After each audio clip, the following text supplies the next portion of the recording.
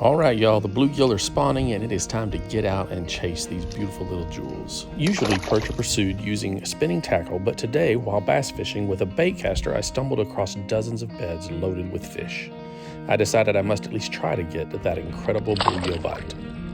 So what if I told you there was a baitcaster you could microfish with, and that it's not $200? It's that little guy right there, Abu Garcia Pro Max. So my first demo cast is horrible, but I kind of knew it would be.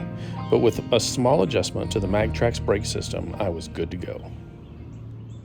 Over the next 30 minutes, I was unbelievably excited to be able to throw the tiniest lures with this baitcaster. With the Pro Max, I was able to make cast after cast and catch after catch without having to worry about line twists or wind knots developing on the spool.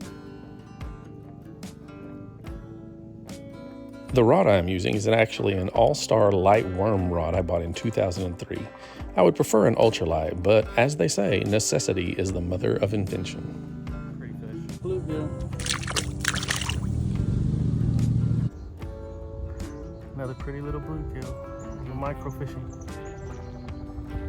Now, if you have a new fisher person, I recommend buying the Zebco 33 Classic and letting them cast to their heart's content.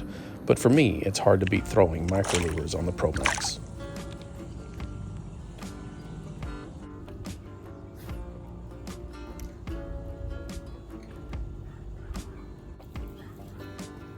Sunday afternoon bluegill fishing.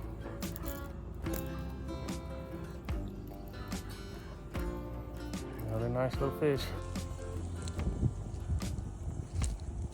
After catching over a dozen sunfish, this was the first of 4 bass I caught on the Rebel Teeny Wee Swamp Craw. These bass were relating to the micro crank like a topwater. I would cast it out, let it sit on top, and twitch it a few times. Bam, they would strike every time. That little dude. So my decision on a whim to try the Rebel Teeny Wee on a baitcaster paid off. It provided non-stop action and a fun way to catch these beautiful little jewels, and even a few bass along the way. They are feeding like crazy.